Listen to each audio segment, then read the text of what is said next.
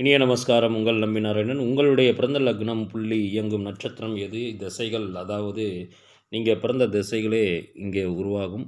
அது எப்படின்னு நம்ம பார்க்கலாம். சில பேர் கேட்டிருக்காங்க, எங்களுக்கு இது ஒன்றுமே புரியலை, எப்படி இது ஒன்றுமே எப்படி சாத்தியமாகும் அப்படின்லாம் கேட்டிருக்காங்க. அது எப்படின்னா, உங்களுடைய லக்னம் உதாரணமாக இங்கே வச்சுங்க. அதாவது ஒரு லக்னமாக வச்சுங்க, இங்கே போட்டிருக்கேன்.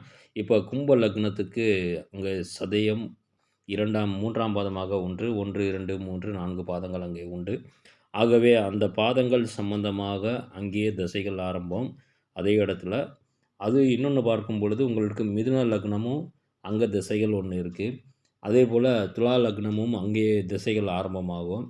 அது எப்படின்னா ஒவ்வொரு திசைகள் அந்த இடத்துலையே உருவாகும். இப்போ கும்பத்திலன்னு பார்க்கும் பொழுது அங்கே செவ்வாய் மகாதசை இருக்குது, குரு மகாதசை இருக்குது, ராகு மகாதசை இருக்குது. அதே போல் மிதுனத்துலையும் இருக்குது, விருச்சிகத்தும் துலா ராசிலையும் இருக்குது.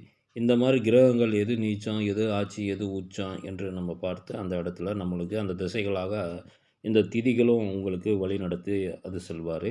அதே போல் இந்த திதிகள் என்று பார்க்கும் பொழுது பஞ்சமி திதி, அஷ்டமி திதி, சதுர்தசி, பிரதமை, துவாதசி, சதுர்த்தி ஆகிய திதிகளில் உங்களுக்கு அந்த யோகங்களாக இந்த திசைகள் வரும் காலகட்டங்களில் உங்களுடைய சூரியனும் அதாவது சுக்கிரனும் எந்த சாரங்கள் இருக்கிறதோ அதான் உங்களுக்கு திதிகளாக அமைய வாய்ப்புகள் உண்டு. யோகி அவயோகின்னு சொல்லுவோம். இதில் அந்த யோகாதிபதிக்கு புதன் தான் இதில் காரணம். அந்த புதனும் இதில் சேர்ந்தாச்சுன்னா, அதாவது அந்த யோகத்துலேயும் உங்களுக்கு இந்த திதிகளுடைய கர்ணத்துலேயும் இங்கே நம்ம கர்ணம் எடுக்கல, திதி மட்டும்தான் எடுக்கிறோம். சரிங்களா? அதனால் நீங்கள் போட்டு குழப்பிக்க வேணாம். யோகியும் யோகாதிபதி, சரிங்களா? அவயோகி நம்ம எடுக்க தேவையில்லை. இந்த யோகாதிபதியும் யோகி மட்டும் எடுத்தாச்சுன்னா அந்த இடத்துல நம்ம வாழ்க்கையில் எவ்வளவு இருந்தாலும் எவ்வளோ பிரச்சனைகள் இருந்தாலும் அது நம்ம தெளிவாக இந்த இடத்துல கையாண்டு நம்மளுக்கு வாழ்க்கையில் வெற்றி அடைய முடியும்.